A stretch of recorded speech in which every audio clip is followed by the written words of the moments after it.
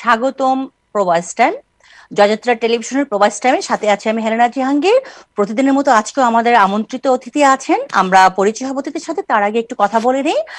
আপনারা জানেন এই করোনা দুর্যোগকালে আমরা সবাই কিন্তু বাসা থেকেই জয়েন করে থাকি আমাদের এই প্রবাস টাইম লাইভে। প্রবাস টাইম যারা প্রতিনিয়ত দেখেন আপনারা জানেন স্ক্রলে দেওয়া দুটি নাম্বার আছে, সেই নাম্বারে কল করে কথা বলতে পারেন। আর যারা সোশ্যাল মিডিয়া ব্যবহার করেন জয়যাত্রা পেজ, জয়যাত্রা টেলিভিশন নামে একটি পেজ আছে, সেটি শেয়ার করতে পারেন, অন্যকে দেখার সুযোগ করে দিতে পারেন। জয়যাত্রা টেলিভিশন আমি ইউটিউবে আছি, আমরা ওয়েবসাইট জয়যাত্রা.টিভিতে আছে এবং আরো বিভিন্ন ওয়েবসাইটে আছে। আজকে আমাদের অতিথি হচ্ছেন ডক্টর শামিল উদ্দিন আহমেদ শিমুল, এমপি চাঁপাইনবাবগঞ্জ, আনারুল আবেদিন তুহিন, এমপি ময়মনসিংহ, ইসরাত জাহান পুষ্টিবিদ। আমরা তিনজনের সাথে কথা বলবো। তার আগে আপনারা জানেন যে ইতিমধ্যে আমাদের বাণিজ্য মন্ত্রণালয়ের মন্ত্রী টিপু মুন্সি অসুস্থ আছেন, ওনার জন্য আমরা জয়যাত্রা টেলিভিশনের পক্ষ থেকে দোয়া চাচ্ছি। এবং মুক্তিযোদ্ধা মন্ত্রণালয়ের মন্ত্রী মহোদয় আকম মুজাম্মেল হক, উনি জয়যাত্রা টেলিভিশনের কর্ণধারও বলা যায়, চিফ অ্যাডভাইজার, উনি হসপিটালে আছেন, ওনার জন্য আপনারা দোয়া করবেন। আমরা শুরু করছি আজকের প্রবাস টাইমে আলোচনায়, এই যে করোনাকালে করোনা যুদ্ধে বাংলাদেশ। আমরা শুরুতেই কথা বলতে চাই আমাদের সাথে যে প্রথম অতিথি আছেন শামিল উদ্দিন আহমেদ শিমুল, এমপি চাঁপাইনবাবগঞ্জ। উনি একজন রাজনীতিবিদ, পাশাপাশি উনি একজন চিকিৎসক। আমি শুরুতে জানতে চাই যে আমাদের দেশে একটা ইনসিডেন্ট বলবো আমি, যে গতকালকে যে ঘটনাটা ঘটেছে, যে একটা রোগী মারা যাওয়ার কারণে তার স্বজনরা ডক্টরকে হত্যা করেছেন। আসলে এটা কারণটা কি? জনগণ কি আসলে উত্তপ্ত, নাকি সরকার আসলে ব্যর্থ আমাদেরকে জনগণকে কন্ট্রোল করতে, প্রশাসন ব্যর্থ? বলে আসলে ঘটনাটা কি কর্মে ঘটনাটা ঘটেছে? যেহেতু আপনি একজন পার্লামেন্ট মেম্বারের পাশাপাশি কিন্তু আপনি একজন চিকিৎসক, আমি দুইটা সেন্স থেকে আমি আপনার কাছ থেকে জানতে চাই যে এই ধরনের ঘটনা আসলে কি কোনোভাবে কাম্য কোনো দেশে, সভ্য দেশে? জি, শামিল উদ্দিন আহমেদ ডাক্তার। না, ধন্যবাদ আপনাকে। আসলে আমাদের এবার পরিষ্কার বক্তব্য আমার এবং আমাদের চিকিৎসা সমাজের এবং আমি জাতীয় সংসদ সদস্য হিসেবে, যে এই ধরনের ঘটনা কোনো ক্রমে কাম্য না। এখন যিনি মারা গেছেন এটা ওনার পরিবারের জন্য যেরকম বেদনাদায়ক, আমি চিকিৎসক, আমারও কিন্তু অনেকটা বেদনাদায়ক। আর কোনো চিকিৎসক বা কেউ চায় না যে তার রোগী মারা যাক, এটা কেউ কোনদিন। আমি তো দীর্ঘদিন ধরে প্র্যাকটিস করতেছি। আসলে ঘটনা হয়েছে যে মানুষের সহ্য ক্ষমতা আসলে মনে হচ্ছে যে সহ্য ক্ষমতা কমে গেছে অনেকটা। কারণ একজন রোগী মারা যেতে পারে, মারা যাওয়াটা স্বাভাবিক আমরা এটা বলবো না, কিন্তু মারা যেতে পারে। কি কারণে মারা গেছেন এটা আগে জানতে হবে। যে চিকিৎসকের যে কোনো ভুল চিকিৎসা বা ব্যর্থতা বা তার দুর্বলতার কারণে মারা গেছে এটা আগে বের করতে হবে। যদি তার চিকিৎসা ভুলের কারণে হয় তাহলে তো দেশে আইন আছে, শাসন আছে, কাজে এটা ব্যবস্থা নেওয়া যাবে। তাই বলে একজন চিকিৎসক কেন, যে কোনো লোককে আপনি বিনা কারণে বিনা প্রয়োজনে আপনি মারতে পারেন না তো। আর মেরে ফেলা তো কোনো প্রশ্নই আসে না, কেন মেরে ফেলবেন ওনাকে? এমন ওরা আঘাত করবেন যে চিকিৎসক যিনি দীর্ঘদিন ধরে চিকিৎসা সেবা দিয়ে আসছেন এবং তার যথেষ্ট সুনামও আছে রাকিব সাহেব, সেই জন্য তাকে মেরে দিতে হবে? এটা আমরা আসলে কেউ কাম্য করি না। আজকে আমরা দেখলাম একটা আইন করেছেন 7 বছরের কারাদণ্ড। আসলে কি এটা যারা মেরেছেন তাদের কি আসলে আইন ধরতে পারবে কিনা? আমরা কিন্তু কেউ, যারা রাজনীতিবিদ তারাও কিন্তু আইনের বাহিরে না, যারা প্রশাসন তারাও কিন্তু আইনের বাহিরে না, আইন কিন্তু আইনের নিয়মেই চলবে। তো সেই সুবাদে আপনি কি মনে করেন যে আইনটা পাশ করা হয়েছে যে চিকিৎসকের উপরে হাত তুললে বা চিকিৎসককে মারা হলে 7 বছরের কারাদণ্ড হবে, সেই নিউজটা আমরা আজকে পেয়েছি, সেটা কি আসলে সেই স্বজনদেরকে ধরতে পেরেছে কিনা, সেই নিউজটাকে আপনি জানেন কিনা? আমরা যতটুকু খবর পেয়েছি যে তাদের স্বজনদের ধরা হয়েছে, মানে যেনারা এই ঘটনার সাথে জড়িত তাদের কাউকে কাউকে ধরা হয়েছে এবং এটা ফাইন্ড আউট হবে যে আসলে এই ঘটনার সাথে জড়িত কে কে আছে।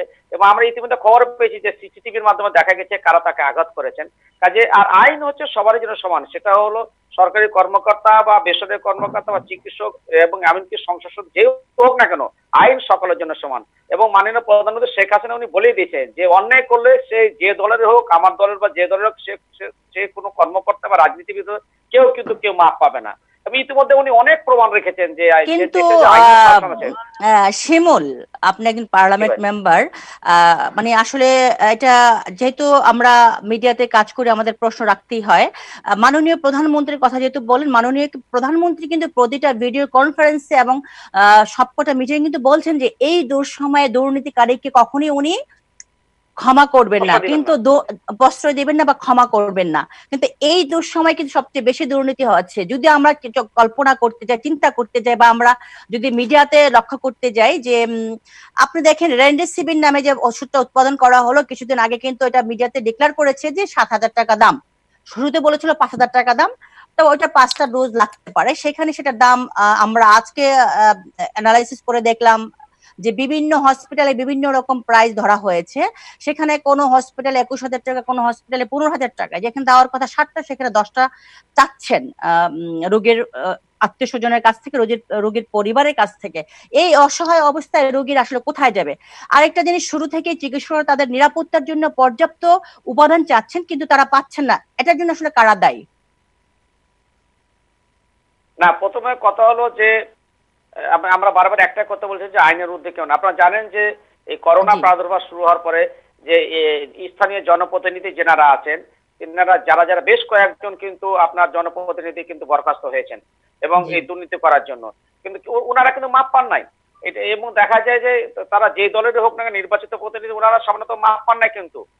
জি তা এটা বলতে পারে এমনিসিতে যে ঘটনাটি, এটা আসলে সরকার নির্ধারিত করে দিয়েছে যে আসলে দাম কত হবে, কিন্তু তারপরেও যদি কেউ মুনাফা লাভের জন্য এই কাজটি করে থাকে তাহলে অবশ্যই তার বিরুদ্ধে ব্যবস্থা নেওয়া হবে এবং প্রমাণ মানে এটা যদি কি পাওয়া আপনার যায়। মনে হচ্ছে না যে এই দুঃসময় অসাধু ব্যবসায়ীরা দৌরাত্ম্য চালিয়ে যাচ্ছে, না, দুর্নীতি চালিয়ে যাচ্ছে? তারা খুব কেউ কেউ চেষ্টা করতেছে এবং অনেকে ধরাও পড়ছে তো চেষ্টা করছে, ধরা পড়তেছে এবং ইতিমধ্যে এটা নিয়ন্ত্রণে চলে আসবে। আমরা আশাবাদী যে এটা নিয়ন্ত্রণে চলে আসবে, কারণ আমাদের প্রশাসন ব্যবস্থা অনেক সিনসিয়ার এবং তারা খুব এই ব্যাপারে তারা খুব আছে, মানে তাদের খুব ইচ্ছা আছে।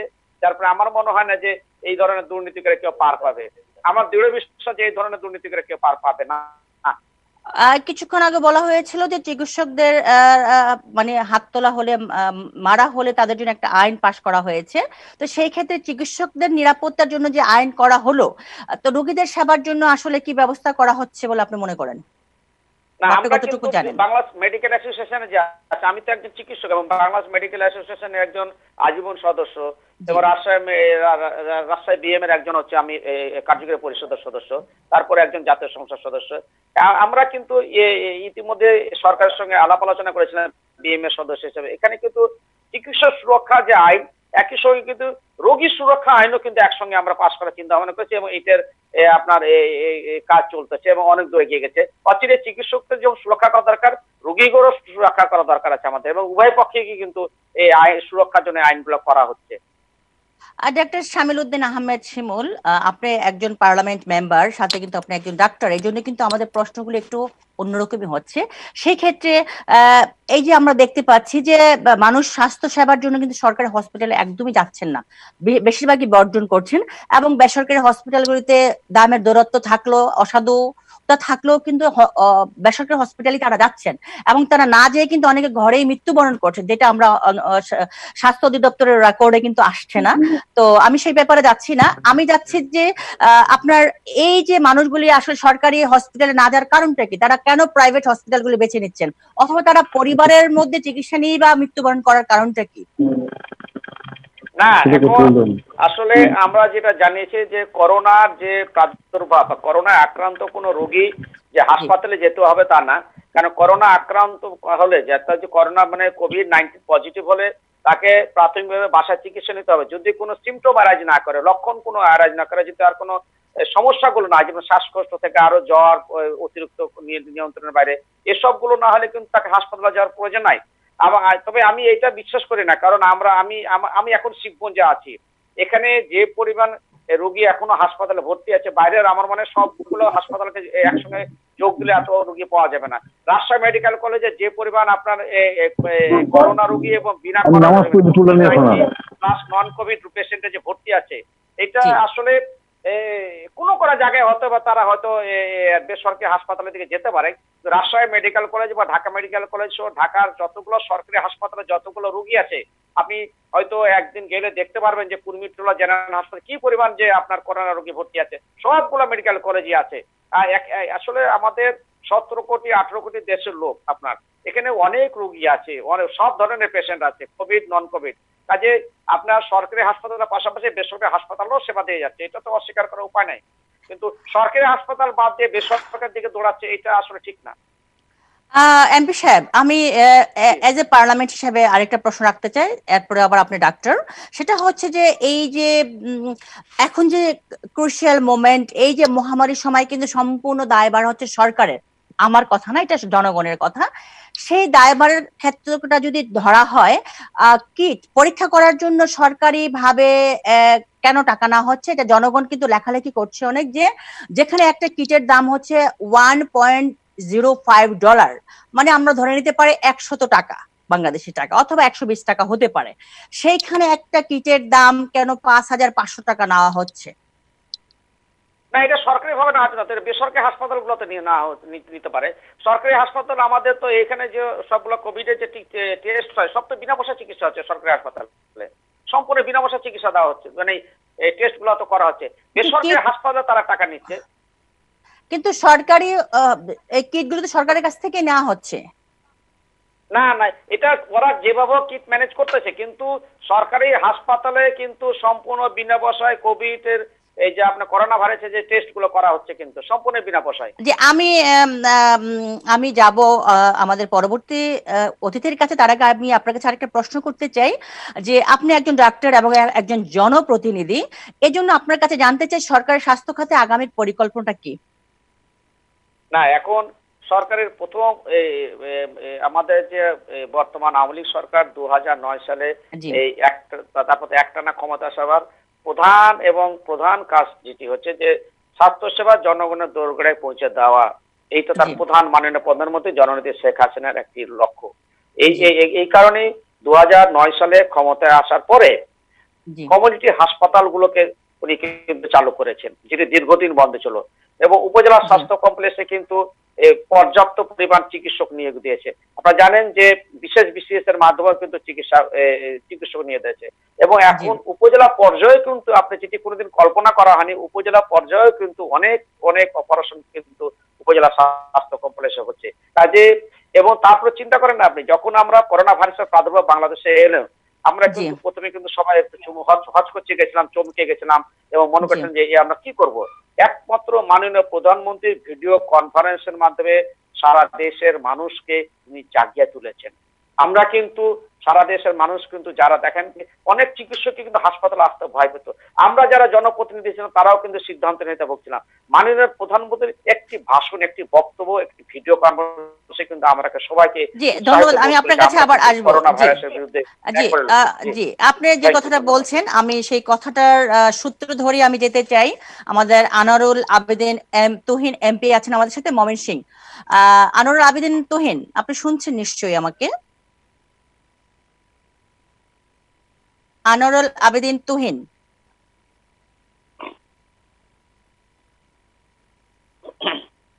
আনোয়ারুল আবেদিন তুহিন, নিশ্চয়ই আপনি আমাকে শুনতে পাচ্ছেন? শুনতে পাচ্ছি আমি আপনাকে। জি, আপনি আমার প্রশ্নগুলি শুনছিলেন। আমি ডাক্তার শামিল উদ্দিন আহমেদ শিমুলকে যে প্রশ্নগুলি করেছিলাম, যেহেতু আপনি ডাক্তার না, কিন্তু আপনি একজন জনপ্রতিনিধি, উনি শিমুল ডাক্তারের সাথে সাথে উনি পার্লামেন্ট মেম্বার, এই জন্য ওনার কাছে অনেক কটা প্রশ্ন ছিল মেডিসিন নিয়ে। এবং আপনিও যেহেতু আপনার প্রতিনিধি, আপনার এলাকায় আছেন, এই সময় আমি একটা প্রশ্ন করতে চাই যে এই সময় দুঃসময় মেডিসিন গুলি স্টক করার কারণটা কি? আপনারা যে পার্লামেন্টে আপনারা জোরালো বক্তব্য দিচ্ছেন, পার্লামেন্টে কথা বলছেন, তো সেইখানে কি এগুলি তুলে ধরা হচ্ছে না যে আসলে এই যে ফার্মাসি থেকে যে মেডিসিন নিয়ে নিয়ে বাসায় স্টক করতেছে, এটার আসলে কারণটা কি? আপনারা এই তথ্য কে দিলে আমরা কারা মেডিসিন স্টক করতেছে? আমার তো জানা নেই যে কেউ মেডিসিন স্টক করতেছে কিনা। আপনার এলাকার জনগণ, আমার এলাকার জনগণ, শিমুল সাহেবের এলাকার জনগণ সব। আমি বাংলাদেশের কথা বলতে পারবো না, আমি আমার এলাকার কথা বলতে পারবো। আমার এলাকায় কোনো মানুষ মেডিসিন স্টক করতেছে না। আমার উপজেলা স্বাস্থ্য কমপ্লেক্স দিনটা 24 ঘন্টা খোলা আছে, আমার 38টা কমিউনিটি ক্লিনিক খোলা আছে, সমস্ত সময় সারাক্ষণ ওষুধ বিতরণ চলছে। কোনো মেডিসিন স্টক করার মতো কোনো প্রবণতা মানুষের ভিতরে নেই। আপনাদের ঢাকা শহরে আছে, মানুষ অক্সিজেন স্টক করে, অক্সিজেনের জন্য হুমকি খেয়ে পড়ছে সকলে। ঢাকা এবং শহর অঞ্চলে, গ্রাম অঞ্চলে মানুষ সেগুলো স্টক করতেছে না। আচ্ছা, আনোয়ারুল আবেদিন তুহিন, আমাদের ঢাকা মানে এটা কি? আপনি কি ঢাকার না? পার্লামেন্টে কি শুধুমাত্র আপনার এলাকার? আপনি যখন পার্লামেন্টে না, বক্তব্য দেন, আপনার তো পুরো জনগণকে নিয়েই কথা বলতে হবে, আপনাকে পুরো দেশটাকে নিয়ে আপনারা জি কথা জি বলবেন। আপনারা ঠিক রাষ্ট্রীয় ভাবে আছে। কিন্তু আছেন। জি। ঢাকায় যে হাজারিটা আছে, ঢাকায় যে হাজারি, আমরা তো এলাকা ছেড়ে মাঝে মাঝে ঢাকায় আছি। ঢাকায় যে হাজারি, মানুষের ভিতরে যে প্রবণতা স্টক করা, বিশেষ করে অক্সিজেন স্টক করা যে একটা হুমড়ি খেয়ে পড়ছে মানুষ, আননেসেসারি, এগুলা প্রচুর আছে সরকারের কাছে, আননেসেসারি হুমড়ি খেয়ে পড়ছে স্টকের জন্য। কিন্তু আপনার স্টকের এলাকায় হয়তো বা অধিকাংশই এটা ঘটে নাই, আমি অন্য এলাকার কথাই জিজ্ঞেস করেছিলাম। এবার লকডাউন ঘোষণা করা হচ্ছে, আবার লকডাউন তুলেও নেওয়া হচ্ছে। কোন কোন মন্ত্রণালয় বলেছেন আমরা এই সম্পর্কে জানি না, এবং রোড ম্যাপিং ও করা নাই। দুই সিটি কর্পোরেশনের কথা যদি আমরা ধরি, যে ওনারা জানেন না যে কোথায় কোথায় রোড ম্যাপিং করা হয়েছে, এমন সমন্বয়হীনতার কারণটা কি? আসলে এই সিদ্ধান্তটা সরকারিভাবে হঠাৎ করে হয়েছে, যে জি। কারণে দুই সিটি কর্পোরেশনের মেয়রের সাথে কানেক্টেড মন্ত্রণালয়ের এদেশের সমঝোতাটা ঠিক মতো হয়নি। এটা অবশ্য, এটা আবার একটা ঘন্টা, কয়েক ঘন্টার ভিতরে এটা আবার ঠিক হয়ে গেছে। লকডাউন আবার কোন কোন জায়গায় লকডাউন হবে বা হচ্ছে না, এগুলোর ব্যাপারে সুনির্দিষ্টভাবে বিবৃতি দেওয়ার পরে এখন সমঝোতা চলে আসছে। শুরুতে ইনকেস হঠাৎ করে একটা মানুষের একটা এলাকায় লকডাউন হয়ে গেলে সেই এলাকার মানুষ কিন্তু সবাই জানবে না, যে জানছে পরে, যখন টিভিতে, রেডিওতে এবং পত্রিকায় ফলা হয়েছে, তখন জানতে পেরেছে যে লকডাউন। কিন্তু আমরা মিডিয়াতে দেখলাম যে ঢাকার দুই সিটি কর্পোরেশনে ৪৫টা এলাকার রেড জোন ঘোষণা করা হয়েছিল, এখন কিন্তু সেগুলি মেনে চলা হচ্ছে না, এবং রোড ম্যাপিং সম্পর্কে দুই সিটি কর্পোরেশনের মেয়র কিন্তু জানেন না, অবগত নন। এই বিষয়গুলি কি আসলে তদারকির মধ্যে পড়ে না? আপনারা তো পার্লামেন্টে আছেন, আপনারা কি এই বিষয়গুলি জানেন না, নাকি জানার চেষ্টা করেন না, তদারকি কোনটা? ম্যাডাম, ম্যাডাম তদারকি তো হচ্ছে। এখন হঠাৎ করে এটা সুইচ অন অফ করার না, যে হঠাৎ করে সুইচটা অন করে দিলাম সব জ্বলে উঠলো, তা তো না। এটা তো এখন মানুষকে কিন্তু ক্রমাগত হাতে সুইচ দেওয়া। অন করার সুযোগ, মানে এখনই কিন্তু সময় সুইচ অন করার, কারণ যেভাবে আমরা মানুষকে হারাচ্ছি, জনগণ যেভাবে ক্ষিপ্ত হয়ে আছে। আমি কিছুক্ষণ আগে এমপি শিমুলকে প্রশ্ন করেছিলাম যে জনগণ কেন ডাক্তারকে মারবে? ডাক্তার হচ্ছে আমাদেরকে চিকিৎসা দিয়ে জনগণকে সারিয়ে তোলে, সেখানে জনগণ ডাক্তারকে কেন হত্যা করবে? আমরা নিশ্চয়ই জনগণ আমরা এতটা উত্তপ্ত হয়ে আছে। ম্যাডাম অনেক, ম্যাডাম অনেক বিষয়ে আমরা অবশ্যই আপনি মানবেন যে আমাদের ভিতরে ধৈর্য একটু কম। জি। বাংলাদেশে 18 কোটি মানুষ, 18 কোটি মানুষের জন্য 18 কোটি ডাক্তার কিন্তু নাই। সেক্ষেত্রে ডাক্তারের অপ্রতুলতা আছে। আমাদের জনগণের যেরকম বুঝতে হবে, একটা ধৈর্য ধারণ করতে হবে, এবং সেই ধৈর্যটা অনেকাংশে নাই বিধায় এটা একটা অনভিপ্রেত, এটা অনাকাঙ্ক্ষিত একটা ঘটনা ঘটে গেছে। যাই হোক, এটা মিনিমাইজ হয়েছে। কিন্তু আমি যেটা বলতে চাচ্ছি যে মানুষের তো ধৈর্য ধারণ করা উচিত। আপনি এই যে বলতেছেন লকডাউন, সরকার, মাননীয় প্রধানমন্ত্রী লকডাউনের মধ্যে ঘোষণা দিচ্ছেন, লকডাউনটা তো আপনি ব্যক্তিগতভাবে মানতে হবে। সুরক্ষাটা তো আপনার কাছে, আপনি তো বাঁচার ইচ্ছাটা আপনার থাকতে হবে। শেখ হাসিনা তো পারবেন না আপনাকে বাঁচায় রাখতে যদি আপনি নিজে না মানেন। উনার যা করার উনি সব করতেছেন, সেই ক্ষেত্রে জনগণের তো বুঝতে হবে, তার তো মানতে হবে। এখন আমি যদি না মানি, স্বাস্থ্য সুরক্ষা যদি আমার না হয়, আমি যদি নিজে সুরক্ষিত না থাকি, তাহলে মাননীয় প্রধানমন্ত্রী সবার ঘরে ঘরে গিয়ে লকডাউন কি এটা বোঝানোর ক্ষমতা ওনার নেই। কিন্তু আনোয়ারুল আবেদিন তুহিন, আপনার বক্তব্যের সাথে যদি আমি তাল মিলিয়ে কথা বলি, আমি জনগণের কথা বলছি আর কি। জি জনগণ কিন্তু মাননীয় প্রধানমন্ত্রীর কথা মেনেই চলছেন, বলছেন, এবং ওনারা বলছেন যে অসাধু ব্যবসাদের জন্য ওনারা ক্ষিপ্ত, এবং অসাধু কিছু বিষয় আছে দুর্নীতির কারণে। যেমন একটু বলতে হয় যে বাঙালিদের ধ্বংসের জন্য একজন পাপুলি যথেষ্ট, এটা কিন্তু লেখালেখি হচ্ছে অনেক সোশ্যাল মিডিয়াতে। পাপুল যে আপনাদের পার্লামেন্ট মেম্বার আছেন, তার ওয়াইফও সম্ভবত এমপি, তো উনি কিন্তু এখন কারাগারে আছেন, কুয়েতের কারাগারে আছেন। তো সেই জিনিসগুলি, যেমন একজন অসৎ মানুষের জন্য কিন্তু সবকটা সৎ মানুষের উপরে দোষারোপ হয়। সেই বিষয়টা যদি আপনারা বলতেন, আপনারা যে দুজন পার্লামেন্টের মেম্বার আছেন, আসলে ম্যাডাম, একজন। হাতের পাঁচটা আঙ্গুল কি সমান বলেন? জি। হাতের পাঁচটা আঙ্গুল সমান না। সেক্ষেত্রে এখানে আমাদের মধ্যে যেরকম বৈষম্যহীনতা আছে, মানুষের ভিতরে ম্যান টু ম্যান ভেরি করে। এখন পাপুল কিভাবে এটার সাথে অ্যাড হলো, কিভাবে এটার সাথে জড়িত হলো, এটা তো আমরা এখন জানতে পারছি, তাই না? আর সংসদ সদস্যরা এরকম চারিত্রিক স্খলন সবার ভিতরে হয়েছে সেটা আপনি বলতে পারেন না। সেক্ষেত্রে এখন ওনার, এখন উনি জানতে যদি পারছেন উনি আনোয়ার আব্দিন, উনি আমি যদি আপনাকে একটু থামিয়ে বলতে উনি চাই, যদি এখন জানতে উনি পারছেন উনি কিন্তু একদিন ধরে যদি করেননি। দোষী হয়ে থাকেন, তার জি। শাস্তি আমরা চাই, দাবি করি, এবং সরকারও সেটা চায়। ইতিমধ্যে তার শাস্তির বন্দোবস্ত ওই যে বাইরের সরকারের কাছে আছে, সেখানে ইতিমধ্যে তার ট্রায়াল চলছে। এটা অবশ্যই বিবেচনাধীন এবং এটা পরামর্শ সাপেক্ষে অবশ্যই তার শাস্তি হবে। এটা কিন্তু আন্তর্জাতিক ক্রাইম এর মধ্যে পড়েছে, যেহেতু উনি কুয়েতের কারাগারে আছেন এবং সারা বিশ্বের কিন্তু সবকটা মিডিয়াতে মোটামুটি চলে আসছে এই নিউজটা।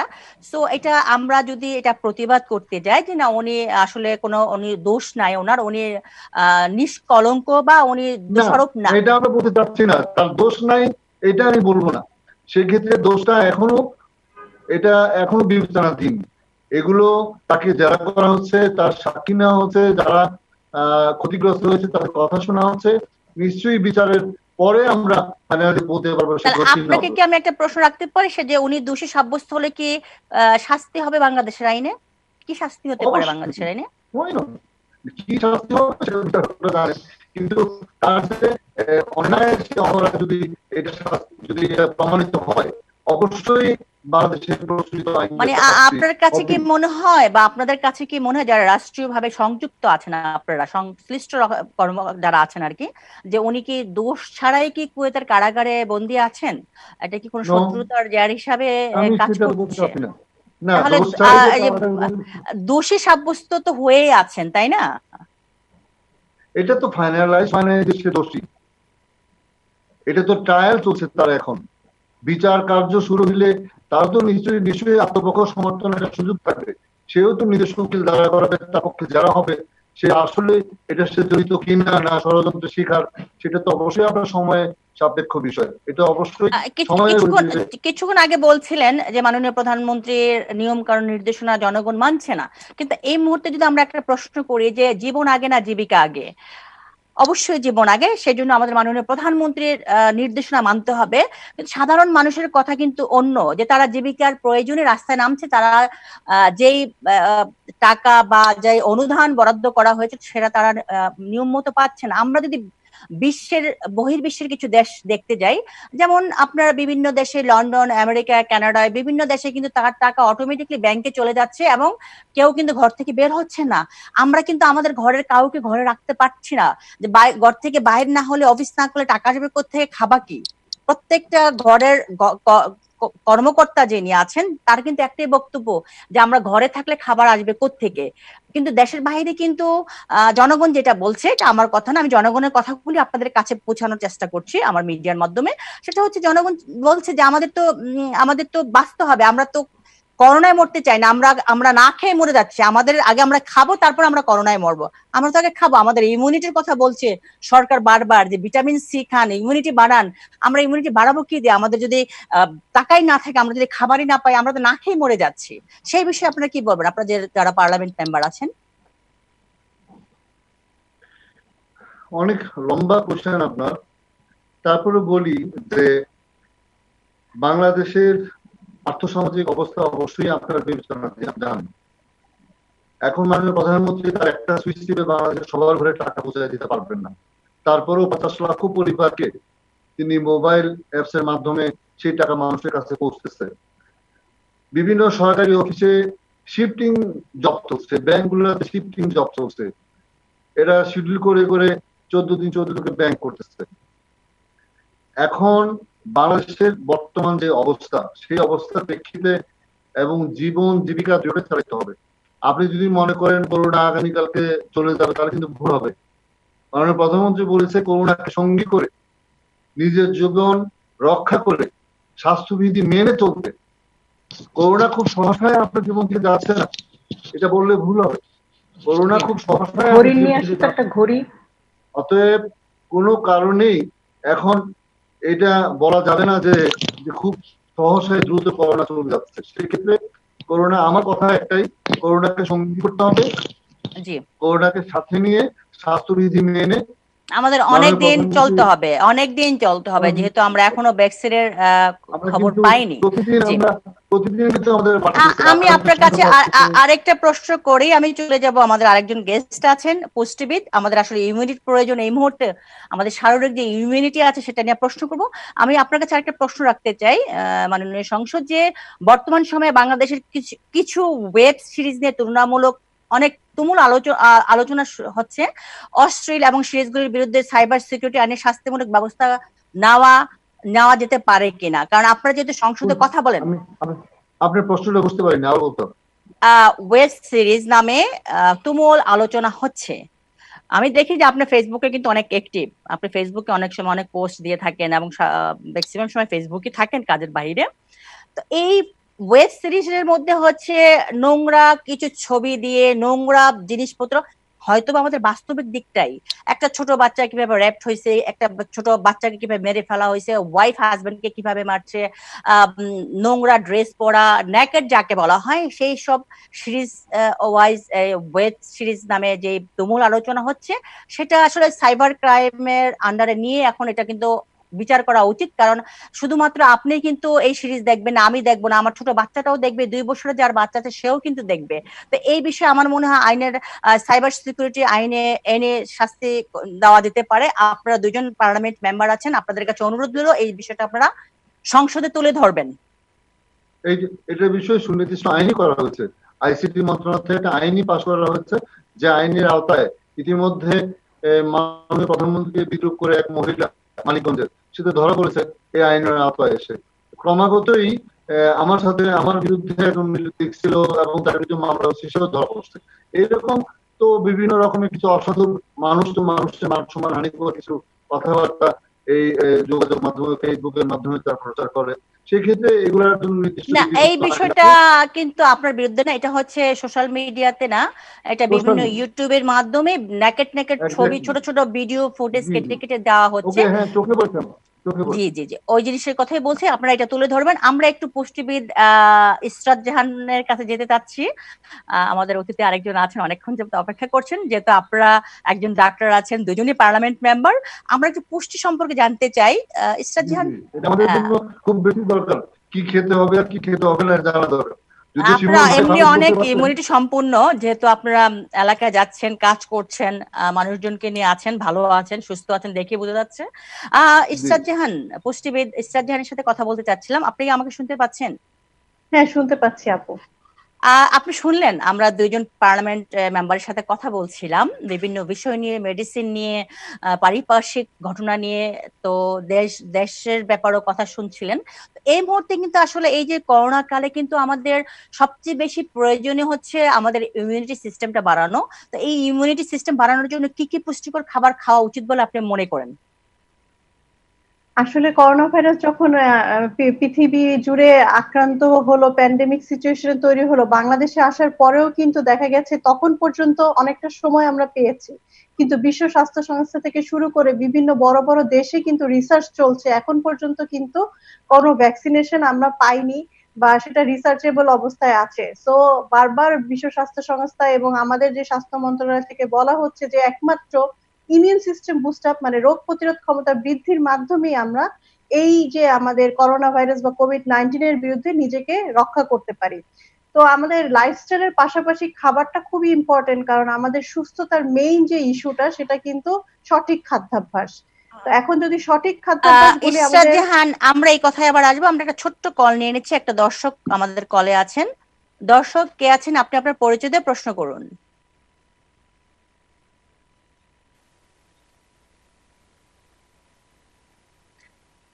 আমরা শুনতে পাচ্ছি, আপনি কথা বলুন, আপনার পরিচয় দিয়ে কথা। দর্শক, আমরা শুনতে পাচ্ছি, বলুন।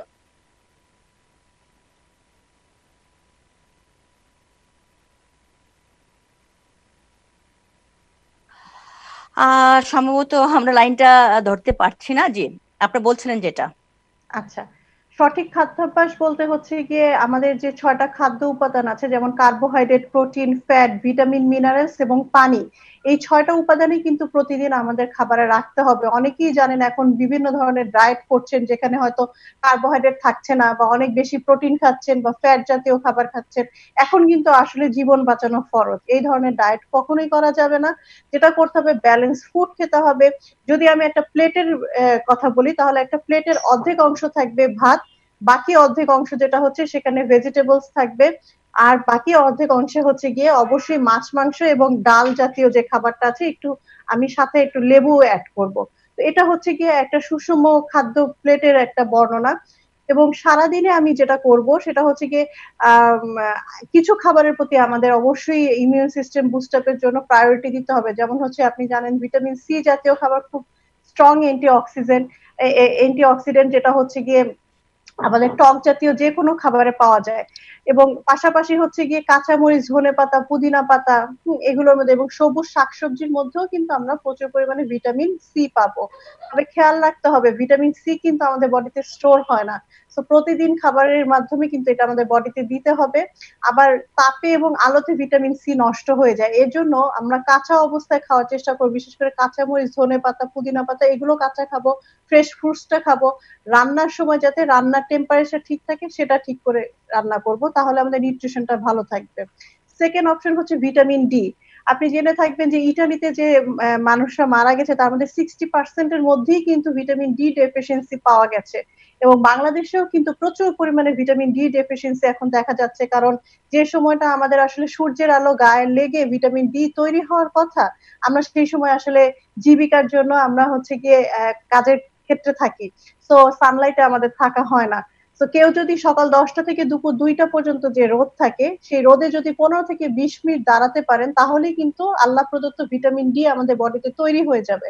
বাট কোনো কারণে যদি এটা না হয় সেক্ষেত্রে খাবারের মাধ্যমে হচ্ছে ডিমের কুসুম, ফর্টিফাইড গুঁড়ো দুধ, মাশরুম এবং যে সামুদ্রিক মাছ আছে বিশেষ করে ইলিশ মাছের ডিমে প্রচুর পরিমাণে ভিটামিন ডি পাওয়া যায়, এগুলো আমরা খেতে পারি। আর জিঙ্ক আর সেলেনিয়াম টাইপের খাবার যেমন রেড মিট এবং যদি ফার্স্ট ক্লাস প্রোটিন বলি দুধ এবং ডিমে আমরা পাবো। আর সেকেন্ড ক্লাস প্রোটিনের মধ্যে হচ্ছে বিচি জাতীয় যে খাবারগুলো আছে বিশেষ করে মিষ্টি কুমড়ার বিচি আর হচ্ছে তিসি, তিল এগুলোর মধ্যে প্রচুর পরিমাণে জিঙ্ক এবং সেলেনিয়াম পাওয়া যায়। এর জন্য শুধুমাত্র আমরা যারা মধ্যবিত্ত উচ্চবিত্ত আছি তারা যেভাবে খেতে পারবো, গরিব যারা আছে দরিদ্র যারা আছে তারাও কিন্তু আসলে খুব সহজলভ্য ভাবে কম দামে নিজের ঘরে পাশে যেগুলো পাওয়া যায় সেগুলো দিয়ে ওনারা তাদের রোগ প্রতিরোধ ক্ষমতা বজায় রাখতে হবে। তবে এখানে একটা জিনিস আমি অবশ্যই যোগ করতে চাই যে আমাদের যে লাইফস্টাইলটা এখন সারা রাত ধরে আমরা মিডিয়াতে থাকছি এবং সারাদিন ঘুমাচ্ছি, এই যে সিস্টেমটা এটা আমাদের চেঞ্জ করতে হবে, কারণ মেটাবলিজম পাওয়ারের সাথে কিন্তু আমাদের খাবার হজমের একটা সংযোগ আছে। তো আমরা যখন রাত্রে জেগে থাকি তখন আমরা কি ধরনের খাবার খাই? কার্বোহাইড্রেট জাতীয় খাবার যেমন বিস্কিট, মুড়ি, চিড়া, চিপস, চকলেট, পেস্ট্রি, তো এগুলো হাই ক্যালোরি খাবার। যখন আপনি এগুলো খাবেন সন্ধ্যার পরে আমাদের মেটাবলিজম স্লো থাকে, তখন এটা হজম হবে না, এটা এক্সট্রা ক্যালোরি হিসেবে ফ্যাট হিসেবে আপনার বডিতে জমা হবে এবং আপনার ওজন বেড়ে যাবে। এবং দেখা যাবে যে এই লকডাউন বা করোনাকালীন সময়ের পরে আস্তে আস্তে এই মানুষগুলো যখন হেভি ওয়েট হয়ে যাবে, ওবেসিটিতে হবে, তার ফ্যাটি লিভার তৈরি হবে, তার টাইপ 2 ডায়াবেটিস হতে পারে, তার হার্টের ডিজিজ হতে পারে, কিডনি প্রবলেম হতে পারে, অনেক ধরনের হেলথ হ্যাজার্ড হতে পারে। সো এখনই সময় নিজেকে নিজের লাইফস্টাইলটাকে মেনটেন করা। সেই ক্ষেত্রে সন্ধ্যার পরে আসলে কি ধরনের খাবার খাবে, নাম্বার 1। নাম্বার 2, আরেকটা প্রশ্ন করতে চাই, ডায়েটিশিয়ানরা কিন্তু ছেলে এবং মেয়েদের ডায়েটটা কিন্তু ভিন্ন ভাবে করে থাকেন। যেমন একটা ছেলে ইচ্ছে করলে 6টা ডিম খেতে পারে, কিন্তু একটা মেয়ে কিন্তু ইচ্ছে করলে সেই 6টা ডিম খেতে পারে না। আপনি বলেন এখন এই সময় আমাদের কার্বোহাইড্রেট দরকার, তো সেই ক্ষেত্রে আমাদের এই মুহূর্তে কয়টা, এক একজনের বয়স অনুযায়ী কয়টা ডিম, কতটুকু মাংস, কতটুকু সবজি খাওয়া প্রয়োজন বলে আপনি মনে করেন? আচ্ছা, প্রথম কোশ্চেন হচ্ছে যে সন্ধ্যার পরে কি ধরনের খাবার খাবে। আমি বলছি যে সঠিক খাবার সঠিক সময়ে আপনাকে খেতে হবে সঠিক পরিমাণে। এর জন্য হচ্ছে গিয়ে সকালের নাস্তাটা সকালেই করতে হবে, দুপুরের খাবার যখন দরকার সেই সময়টায় খাবে এবং রাতের খাবারটা ঘুমাতে যাওয়ার 2 ঘন্টা আগে খাবে। এবং যেহেতু আমরা বলছি যে ইমিউন সিস্টেম বুস্ট আপের সাথে আমাদের ঘুমের একটা সম্পর্ক আছে, কারণ যদি আপনি পিসফুলি না ঘুমান আপনার হচ্ছে স্ট্রেস হরমোন রিলিফ হবে, যখন আপনার তখন ইমিউন সিস্টেমটা আপনার এমনি দুর্বল হয়ে যাবে, যত ভালো খাবারই খান না কেন সেটা কিন্তু আর কাজ করবে না। এর জন্য যেটা করতে হবে রাতে অন্তত 6 থেকে 8 ঘন্টা আপনাকে ঘুমাতে হবে, রাতের খাবারটা 9টার মধ্যে শেষ করতে হবে এবং দরকার হলে ঘুমাতে যাওয়ার সময় একটু লো ফ্যাট মিল বা টক দই বা যেটা আপনার হাতের কাছে থাকে এক মুঠ মুড়ি খেয়ে আপনি ঘুমাতে যেতে পারেন। এবং সন্ধ্যার পরে যত ক্যালোরি কম খাওয়া যায়, যেমন হচ্ছে কার্বোহাইড্রেট জাতীয় খাবার দুপুরে যদি আমি বলি একটা প্লেটের অর্ধেক খাবেন, রাতের বেলা তখন কিন্তু সেটা আরেকটু কমিয়ে নিয়ে আসবেন। ঠিক আছে, তাহলে কিন্তু আমাদের এই যে এক্সট্রা ক্যালোরিটা সেটা হবে না। আর ছেলে আর মেয়ের আলাদা না, একটা মেয়ে থেকে একটা মেয়ের ডায়েটও কিন্তু আলাদা হয়, কারণ এটা ডিপেন্ড করে প্রতিটা মানুষের হাইট, ওয়েট, তার কাজের উপর, যেমন হচ্ছে গিয়ে স্ট্রাকচারের উপরে। তো আসলে ছেলেদের কাজের নিডটা কিন্তু ওরা কিন্তু হেভি ওয়ার্ক করে, আর আমরা মেয়েরা কিন্তু সেডেন্টারি লাইফ মানে হালকা কাজ করি, যার কারণে আমাদের ক্যালোরির চাহিদা কম, ছেলেদের ক্যালোরির চাহিদাটা বেশি থাকে। এবং যদি খাবারের কথা বলি, যদি ডিমের কথা বলেন, যে সবকিছুরই কিন্তু আমাদের একটা গাইডলাইন আছে, যেমন ডিম যদি প্রোটিন জাতীয় খাবার, এখান থেকে অ্যালবুমিন পাই। আপনি যদি মনে করেন ডিমটা আপনার পছন্দ বা এই সময় অন্যান্য মাছ মাংস ডাল আপনি পাচ্ছেন না, ডিমের প্রোটিন দিয়ে আপনি আপনার প্রোটিনের চাহিদা পূরণ করবেন, সেক্ষেত্রে কিন্তু 4টা ডিম আপনি খেতে পারেন, 3টা 4টা। বাট যদি আপনি ডালও খেলেন, মাছ মাংসও খেলেন, সাথে আবার 4টা ডিমও খান, তাহলে কিন্তু এটা এক্সট্রা প্রোটিন আপনার বডিতে হয়ে যাবে, সেটা করা যাবে না। হ্যাঁ, আবার ছেলেদের ক্ষেত্রেও হচ্ছে গিয়ে যে তার কাজের ধরন অনুযায়ী কিন্তু আমরা প্রোটিন বলি 0.8 থেকে 1.5 গ্রাম পর্যন্ত পার কেজি বডি ওয়েট আমরা তাদেরকে প্রোটিন সাজেস্ট করে থাকি। ইসরা জাহান, আমাদের দেশে অধিকাংশ মানুষই কিন্তু মধ্যবিত্ত, তো মধ্যবিত্ত পরিবার যেহেতু, সুতরাং সস্তায় আমরা মানে তারা খেতে চান আর কি, যারা মধ্যবিত্ত আছে তাদের এই কোন ধরনের খাবার থেকে তারা আসলে পুষ্টি পাবে বা পুষ্টি যোগাবে? যেমন রিক্সা চালক যারা আছেন, দিন এনে দিন খাওয়া যারা আছেন, তারা হয়তো রাস্তা দেখা যাচ্ছে একটা রুটি আর এক কাপ চা দিয়ে হয়তো সারাদিন পার করে ফেলছে, কিন্তু তারা আসলে এই পুষ্টিটা কোত্থেকে পাবে এই করোনার সাথে যুদ্ধ করার জন্য?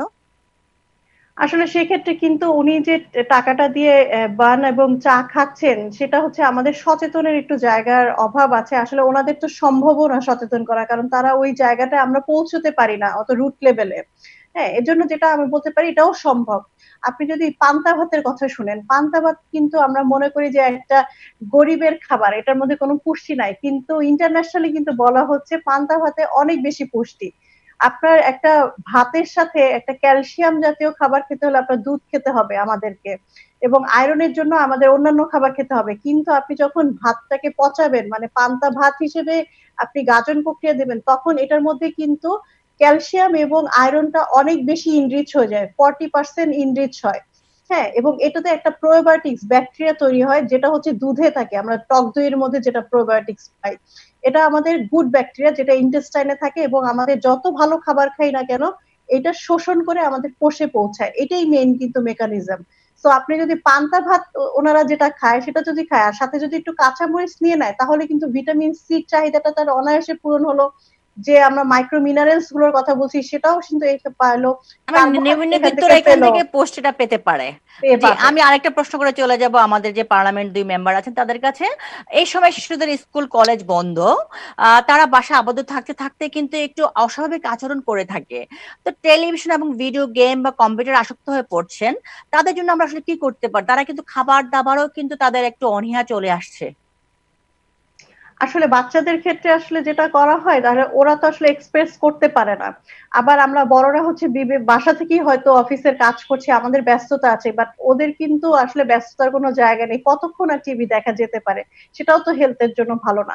এর জন্য বাবা মা হিসেবে যেটা করতে হবে, ওদেরকে একটা রুটিন তৈরি করে দিতে হবে, যে সকালবেলা উঠে একটু হালকা এক্সারসাইজ করলো, তারপর ব্রেকফাস্ট করলো, তারপর হচ্ছে একটা পড়ার বই পড়লো 1-2 ঘন্টা, এরপরে আবার হচ্ছে শাওয়ার নিয়ে খাবার দাবার খেয়ে একটু ঘুমালো, বিকেল বেলা উঠে নাস্তা করে আবার হচ্ছে গিয়ে একটু পড়তে বসলো, বা হচ্ছে কোনো একটা কোর্সে তার সাথে যোগ করা, যেমন ল্যাঙ্গুয়েজ কোর্স করা যেতে পারে, ছবি আঁকার, আমাদের অনলাইনে অনেক ধরনের কোর্স কিন্তু এখন চালু হয়েছে বাচ্চাদের জন্য, ঠিক আছে। আবার সেফ সাইবার যে ইয়ে আছে, ব্রাউজ আছে, সেটাও কিন্তু এখন বাচ্চাদের জন্য তৈরি হয়েছে, যে আসলে বাচ্চারা জানবে যে সেফ ভাবে কিভাবে সে ব্রাউজ করতে পারবে। তো এই যে ছোটখাটো জিনিসগুলো বাবা মারা চাইলেই আসলে আমরা যদি তাদের সময়টাকে বেঁধে দেই, তাহলে কিন্তু তারা আসলে বাবা মারা তো চাইলেই হবে না, ওরা তো এখন ওয়েব সিরিজে ব্যস্ত থাকে বেশিরভাগ সময় দেখা যায়, নেটফ্লিক্স বা অন্যান্য। অসংখ্য ধন্যবাদ। আমি একটু যেতে চাই, আমাদের যে প্রথম গেস্ট ছিলেন, অতিথি ছিলেন ডাক্তার শামিল উদ্দিন আহমেদ শিমুল, পার্লামেন্ট মেম্বার চাঁপাইনবাবগঞ্জ। আমরা সময়ের কথা বলতে বলতে একদমই শেষ পর্যায়ে চলে এসেছি। আপনার কাছে অনেক কটা প্রশ্ন ছিল, আপনি যদি একটু সামারি দিতেন যে আসলে আমরা এখন এই করোনা নিয়ে আমরা কোন দিকে এগোচ্ছি, আমাদের বাংলাদেশ কোন দিকে ধাবিত হচ্ছে। কারণ পৃথিবীর অনেক আমরা যদি দেখি যে অনেক জায়গায় কিন্তু এখন করোনা মুক্ত হয়ে গিয়েছে, কিন্তু সেই ক্ষেত্রে কিন্তু আমরা কিন্তু প্রতিনিয়ত মৃত্যুর সংখ্যা আমাদের দীর্ঘায়িত হচ্ছে। আসলে আমাদের কিভাবে আমরা আগাচ্ছি বা কি করা উচিত, কি করবেন আপনারা সরকাররা, সরকারে কি করবে, মানে সরকার প্রধান কি ডিসিশন নিয়েছে সেটা যদি একটু বলতেন। ডাক্তার শামিল উদ্দিন আহমেদ শিমুল। সরকার প্রধান মানে মাননীয় প্রধানমন্ত্রী শেখ হাসিনার নেতৃত্বে যে বর্তমান সরকার, এবং প্রথম থেকে যে সিদ্ধান্তগুলো নিয়েছেন, এগুলো যদি আমরা ঠিক মতো পালন করতাম এবং মেনে চলতাম, তাহলে আমার মনে হয় যে করোনা অনেকাংশে নিয়ন্ত্রণে চলে আসতো। এখনো যে বিভিন্ন এলাকাতে লকডাউন করেছে, দেখেন যে চুরি করে ট্রাকের মধ্যে চুরি করে চলে এসছে ট্রাক, এবং অমানবিক ভাবে এসছে এবং অত্যন্ত কষ্ট হয়েছে। এটা আশা করার কোনো ডাক্তার প্রয়োজন ছিল না। শামিল আহমেদ শিমুল, একটু মানে এটা আসলে অপছন্দ হলো সত্য যে যারা ট্রাকে করে আসছেন, যে শ্রমিকদের নিয়ে সবাই কথা বলছেন, জনগণ বিতর্কিত করছেন গার্মেন্টস মালিকদেরকে, সেই শ্রমিকদের কিন্তু করোনা ভাইরাস হচ্ছে না, মোটেও হচ্ছে না। কোন শ্রমিক কিন্তু আজ পর্যন্ত মারা যাননি, এটা আমরা প্রতিনিয়ত বলে আসছি। মরছেন কারা? যারা পার্লামেন্টে আছেন, যারা সচিব আছেন, যারা বড় প্রভাবশালী ব্যক্তিরা আছেন, তারাই কিন্তু করোনায় ভুক্তভোগী, তারাই কিন্তু করোনা আক্রান্ত হচ্ছেন। শ্রমিকরা কিন্তু আক্রান্ত হচ্ছে না। এই যে প্রতিনিয়ত বলা হচ্ছে শ্রমিকদের জন্য দেশ ধ্বংস হচ্ছে, শ্রমিকদের জন্য এই করোনা এই হচ্ছে সেই হচ্ছে, আসলে কি কয়টা শ্রমিককে খুঁজে পেয়েছেন যে করোনা আক্রান্ত হয়েছে?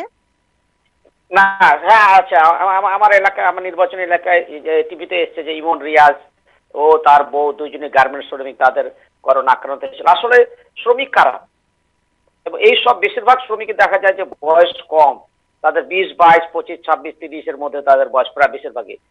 এবং আমরা তো করোনাতে বলাই আছে যে যাদের বডি ইমিউনিটি বেশি, ইয়াং ছেলে, ইয়াং মেয়ে, তাদের বডি ইমিউনিটি আছে, তাদের তো করোনা ভাইরাস আক্রান্ত হলেও তারা এটা রিকভারি করতে পারছে। কিন্তু এই যাদের বয়স বেশি, যিনাদের বয়স বেশি, আপনি যার কথা বলেন না, মন্ত্রী বা এমপি, যিনাদের বয়স বেশি, আমাদের অনেক এমপি কিন্তু করোনা আক্রান্ত হয়ে আবার এখনো অনেকটা ভালো হয়ে গেছে।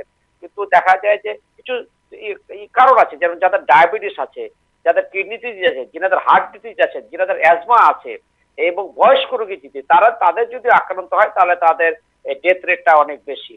এখানে বড়লোক হলে যে করোনা হলে মারা যাবেন আর গরিব হলে করোনা হলে বেঁচে যাবেন তা না। কিন্তু আপনি দেখেন শ্রমিকরা বারবার একটা কথা, শ্রমিক যারা আছেন আমার এলাকাতে যে কয়েকজন আছে, ইমনের বয়স হচ্ছে 22, তার ওয়াইফের বয়স হচ্ছে 19 প্রায়, আরো যেগুলো আছে সবগুলাই কিন্তু এই আপনার 25-26 এর মধ্যে, কিন্তু ইনাদের আক্রান্ত হলো কিন্তু বডি ইমিউনিটি বেশি থাকার কারণে। তারা যদি ঢাকাতে নাই আসেন বা তাদের কর্মে নাই আসেন, তারা খাবে কি? তারা তো না খেয়ে মারা যাবেন। তাদের বক্তব্য কিন্তু এটাই যে আমরা না খেয়ে মারা যাচ্ছি। না, এখন কথা হলো যে আপনি কোনটা ধরবেন? আপনি এখন সে এসে আক্রান্ত করে এই যে এই জিনিসটা ছুটে গেল, সেটা ভালো না? ডাক্তার শামিল আহমেদ, অসংখ্য ধন্যবাদ। আমাদের সময় একদমই নেই, আমরা একটু আনোয়ার আবেদিন তুহিনের কাছে যাব। আনোয়ারুল আবেদিন তুহিন, এমপি ময়মনসিংহ, আমরা একদম শেষ পর্যায়ে আমরা বিদায় নিব। জি, যেটা বলছিলাম যে আসলে জীবন আগে না জীবিকা আগে, অবশ্যই জীবন আগে। আমাদের কথা, আপনাদের কথা, সকলের কথা একটাই যে জীবন বাঁচলে আমরা খেতে পারবো, কর্ম করতে পারবো। কিন্তু সেই যদি বেঁচে থাকা অবস্থায় সেই জীবিকাই না পাওয়া যায়, তাহলে তো জীবিকার অভাবেই মারা যাবে মানুষ। আসলে আপনারা কোনটাকে বেছে নিবেন, কোনটাকে প্রায়োরিটি দিবেন, কোনটাকে জনগণকে আপনারা হাত বাড়িয়ে দিবেন? আমি আগে কথা বলেছি, আমি আপনার সময় শেষ, আমি সর্বশেষ একটা কথা বলে আপনাকেও বিদায় দিতে চাই, আমিও বিদায় নিতে চাই। সেটি হলো যে আমি বলেছিলাম যে করোনাকে সঙ্গী করতে হবে, স্বাস্থ্যবিধি মানতে হবে, মাননীয় প্রধানমন্ত্রী যেভাবে বলছেন সেভাবে থাকতে হবে এবং নিজের জীবন জীবিকা অর্জনও করতে হবে। কোনোটা একটা ছাড়া কিন্তু আরেকটা চলবে না। করোনা আপনার সঙ্গী হয়ে কিন্তু গেছে ইতিমধ্যেই। প্রতিদিন যে পরিমাণে আক্রান্ত হচ্ছে বুঝতেই পারছেন, এই দেশের 70 কোটি মানুষই করোনা আক্রান্ত হবে একদিন। আমার কাছে মনে হচ্ছে এটা অনুভূতি। এখন আমি সর্বশেষ কথা একটাই, করোনাকে সঙ্গী করে স্বাস্থ্যবিধি মেনে আমাদের পথ চলতে হবে। অসংখ্য ধন্যবাদ আনোয়ারুল আবেদিন তুহিন এমপি। আপনারা সুস্থ থাকবেন, সকলে সকলের জন্য দোয়া করো। প্রিয় দর্শক মন্ডলী, এই ছিল আজকে আমাদের আয়োজন। দেখা হবে আগামীকাল নতুন কোনো বিষয় নিয়ে, নতুন কোনো অতিথির সাথে। সেই পর্যন্ত জয়যাত্রা টেলিভিশনের সাথেই থাকুন। আল্লাহ হাফেজ।